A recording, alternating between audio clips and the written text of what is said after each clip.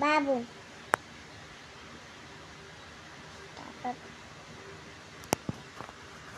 के लेख्नु भएको अरे खुट्टा बाबु एबीसी बनाउनु भएको ए अनि खै त ए लेख्नु भएको त्यही हो ए भन A B C L Y O G त्यसरी होइन ए बी अब यति सफामा लेख्ने फेरि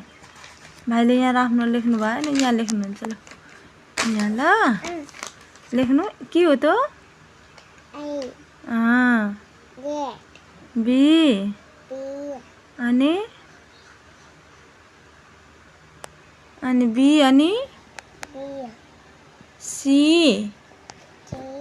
D E F G H I J K त्यहाँ चाहिँ के बनाउनु भएको आई ए हजुर